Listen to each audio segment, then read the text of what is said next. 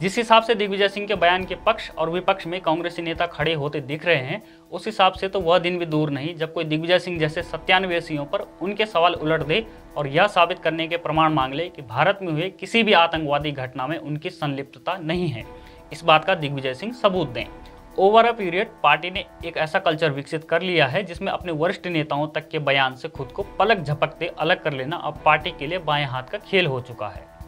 बाएं हाथ का खेल शायद इसलिए क्योंकि पार्टी पिछले कुछ सालों में लेफ्ट की तरफ टिल्ट हुई है। एक जनसभा में अपनी पार्टी की महिला सांसद को उन्होंने 100% टंचमाल कह डाला था। शायद यह आदत का तकाजा और लोकतंत्र में विश्वास की कमी है जो राहुल गांधी को यह समझ नहीं आता है कि लोकतंत्र में राजनीतिक सत्ता किसी व्यक्ति को नहीं बल्कि एक दल को मिलती है। नमस्कार, मैं जयेश और आप देख रहे हैं द पैम्फलेट।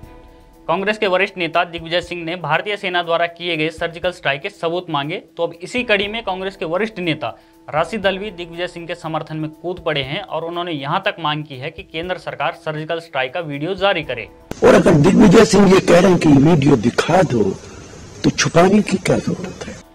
जिस हिसाब से दिग्विजय सिंह के बयान के पक्ष और विपक्ष में कांग्रेसी नेता खड़े होते दिख रहे हैं, उस हिसाब से तो वह दिन भी दूर नहीं जब कोई दिग्विजय सिंह जैसे सत्यान्वेषियों पर उनके सवाल उलट दे और यह साबित करने के प्रमाण मांग ले कि भारत में हुए किसी भी आतंकवादी घटना में उनकी संलिप्तता नहीं है। इस बात का दिग्विजय सिंह सबूत दें। बहरहाल कांग्रेस अध्यक्ष मल्लिकार्जुन खड़गे और सुपर अध्यक्ष व वरिष्ठ नेता राहुल गांधी दिग्विजय सिंह के बयान से असहमति जताते हुए बिना समय गंवाए पार्टी ने भी खुद को दिग्विजय सिंह के बयान से अलग कर लिया। राहुल गांधी ने कहा, कांग्रेस पार्टी उनके बयान से सहमत नहीं है। जो दिग्विजय सिंह ने कहा है वह उनका निजी बयान है। आज बात होगी इसी तरह के कुछ बयानों की जिन पर कांग्रेस पार्टी तुरंत किनारा कर लेती है, लेकिन उससे पहले आप हमारे चैनल को सब्सक्राइब करिए और बेल आइकन दबाना न भूलें। देखा जाए तो कांग्रेस के किसी नेता की ओर से ऐसा बयान पहली बार नहीं आया है। वैसे ऐसे बयानों से पार्टी का खुद को अलग कर लेना भी कोई नई बात नहीं है। ओवर अ पीरियड पार्टी ने एक ऐसा कल्चर विकसित कर लिया है जिसमें अपने वरिष्ठ नेताओं तक के बयान से खुद को पलक झपकते अलग कर लेना अब पार्टी के लिए बाएं हाथ का खेल हो चुका है। बाएं हाथ का खेल शायद इसलिए क्योंकि पार्टी पिछले कुछ सालों में लेफ्ट की तरफ टिल्ट हुई है। पिछले 10 वर्षों के पॉलिटिकल डिस्कोर्स में ऐसा अनगिनत बार हुआ है कि कांग्रेस के नेता पहले विवादित बयान दे देते हैं और पार्टी को जैसे लगता है कि उसे ऐसे किसी बयान से राजनीतिक नुकसान हो सकता है या हो रहा है, पार्टी तुरंत इन बयानों से दूरी बना लेती है। यह बात अलग है कि इन नेताओं पर पार्टी आज तक कोई एक्शन नहीं ले पाई है। खुद दिग्विजय सिंह इससे पहले पार्टी को कई बार असहज कर चुके हैं। एक जनसभा में अपनी पार्टी की महिला सांसद को उन्होंने 100% टंचमाल कह डाला था। उनकी आलोचना हुई और पार्टी ने उनके इस बयान से भी दूरी बना ली। ठीक ऐसे ही कांग्रेस के एक और वीर नेता मणिशंकर अय्यर ने लाहौर जाकर भारत सरकार के खिलाफ मोर्चा खोल दिया था। तब भी कांग्रेस पार्टी ने इस बयान से किनारा कर लिया था। यह बात अलग है कि उन्हें इस बात का इनाम मिला और राहुल गांधी ने पार्टी में उनकी वापसी करवाई। अब आते हैं हुआ तो हुआ वाले सैम पित्रोदा पर। सैम पित्रोदा ने सिख दंगों पर अपना वर्ल्ड फेमस बयान देते हुए कहा कि 84 में हुआ तो हुआ। इसे लेकर कांग्रेस अध्यक्ष राहुल गांधी ने भी अपनी प्रतिक्रिया दर्ज करवाई। एक फेसबुक पोस्ट में उन्होंने लिखा था, मुझे लगता है सैम जी ने जो भी कहा है उसके लिए उन्हें माफ़ी मांगनी चाहिए। सैम जी ने माफ़ी तो नहीं मांगी, लेकिन वे अंतर्राष्ट्रीय कांग्रेस के अध्यक्ष जरूर बन गए। ऐसे ही नवजोत सिंह सिद्धू जब पाकिस्तान गए और पाक सेना प्रमुख बाजवा से लिपट कर गले मिले, तब भी पार्टी ने खुद को उनकी करतूत से अलग करते हुए पार्टी प्रवक्ता राशिद अल्वी को सफाई देने के लिए उतार दिया। वही राशिद अल्वी जो आज दिग्विजय सिंह के समर्थन में उतरे हैं। अभी हाल की बात है जब कांग्रेसी उदित राज ने ट्वीट करते हुए कहा कि द्रौपदी मुर्मू जी जैसा राष्ट्रपति किसी देश को ना मिले। इसके बाद पार्टी से निर्देश मिलने के बाद उन्होंने अपने बयान पर सफाई दी और कहा कि यह मेरा निजी बयान है और पार्टी का इससे कोई लेना देना नहीं है। राष्ट्रपति को अपमानित करने वाला ऐसा ही एक और बयान लोकसभा में विपक्ष के कांग्रेसी नेता अधीर रंजन चौधरी ने दिया, जब उन्होंने राष्ट्रपति द्रौपदी मुर्मू को राष्ट्रपत्नी तक कह दिया। विवाद बढ़ा तो अधीर रंजन चौधरी हिंदी की अपनी कम समझ के पीछे छिपते दिखाई दिए। दूसरी ओर कांग्रेस अध्यक्ष खड़गे बोले, यह ग्रामेटिकली गलती हो गई। अब प्रश्न यह उठता है कि 5-5 बार के सांसद यह कहकर बड़ी आसानी से निकल जाते हैं कैसे? क्योंकि पार्टी उनके लिए एक पगडंडी बना देती है। ऐसा ही बयान 2019 लोकसभा चुनाव से पूर्व शशि थरूर ने दिया। थरूर का कहना था कि अगर बीजेपी 2019 का चुनाव जीतेगी तो देश हिंदू पाकिस्तान बन जाएगा।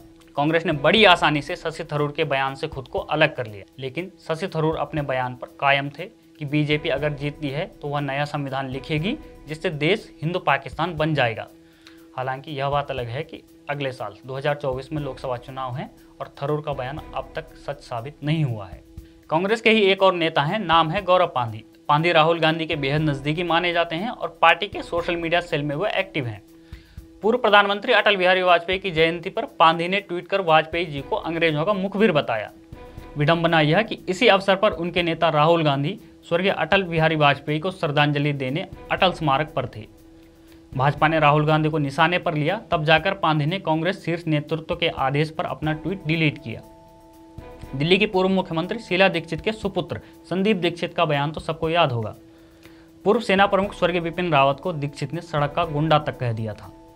अब भला किस देश का नेता अपने देश के सेना प्रमुख को सड़क का गुंडा कहता है। मजे की बात तो यह है कि पार्टी ने इसका संज्ञान लेते हुए दीक्षित के विरुद्ध कोई कार्रवाई नहीं की।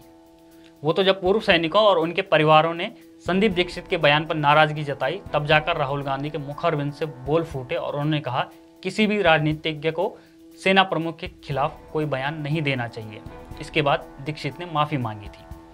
आज राहुल गांधी भले ही दिग्विजय सिंह के बयान पर डैमेज कंट्रोल कर रहे हैं, लेकिन ऐसे कई वाकये हैं जब खुद राहुल गांधी के बयानों से कांग्रेस पार्टी असहज होती रही।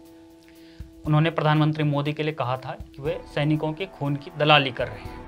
खून दिया है, जिन्होंने हिंदुस्तान के लिए सर्जिकल स्ट्राइक किया है, उनके खून के पीछे आप छुपे हुए हो, उनकी आप दलाली कर रहे हो। ये बिल्कुल गलत है। ये वही राहुल गांधी हैं जिन्होंने साल 2013 में तत्कालीन प्रधानमंत्री मनमोहन सिंह के समय अपनी ही सरकार के कैबिनेट से पास किए गए एक अध्यादेश को सरेआम फाड़ दिया था। ऐसा उन्होंने किस कैपेसिटी में किया, उसका आज तक पता नहीं चला। संजय बारू ने तो अपनी किताब में यह भी लिखा है कि राहुल गांधी द्वारा अध्यादेश फाड़ने के बाद तत्कालीन प्रधानमंत्री मनमोहन सिंह इस्तीफा देने पर विचार कर रहे थे। एक बार राहुल गांधी ने वायनाड में सार्वजनिक सभा को संबोधित करते हुए कहा था कि पहले 15 साल में उत्तर भारत से सांसद रहा, इसलिए मुझे अलग तरह की राजनीति की आदत हो गई थी। मेरे लिए केरल नया अनुभव था, क्योंकि मैंने देखा कि लोग मुद्दों में दिलचस्पी रखते हैं, सिर्फ दिखावे के लिए नहीं बल्कि उस पर गहनता से विचार करते हैं। राहुल गांधी के इस बयान से कांग्रेस बैकफुट पर आ गई थी और कांग्रेस पार्टी के नेताओं ने कहा कि राहुल की बात का मतलब राहुल जी ही समझा सकते हैं। इसे विडंबना ही कहा जाएगा कि राहुल गांधी यह कहकर ऐसे बयानों का बचाव करते रहे हैं कि उनकी पार्टी में बोलने की आज़ादी है, इसलिए कोई भी नेता कुछ भी कह सकता है। वे यह भी कहते हैं कि उनकी पार्टी में डिक्टेटरशिप नहीं है। वही कहते नहीं, पर उनके कहने का यह अर्थ हो सकता है कि भारतीय जनता पार्टी में डिक्टेटरशिप है। शायद यह आदत का तकाजा और लोकतंत्र में विश्वास की कमी है जो राहुल गांधी को यह समझ नहीं आता है कि लोकतंत्र में राजनीतिक सत्ता किसी व्यक्ति को नहीं बल्कि एक दल को मिलती है। ऐसे में यह बेहद आवश्यक है कि न केवल प्रतिपक्ष के लिए बल्कि सरकारी विभागों में काम करने वालों के लिए भी राजनीतिक दलों और उनके नेताओं में एक न्यूनतम सम्मान की भावना रहे। अपने नेताओं को आपत्तिजनक बयानों से रोकना भी लोकतांत्रिक प्रक्रिया का ही एक हिस्सा है। बने रहिए हमारे साथ, देखते रहिए द पैम्फलेट।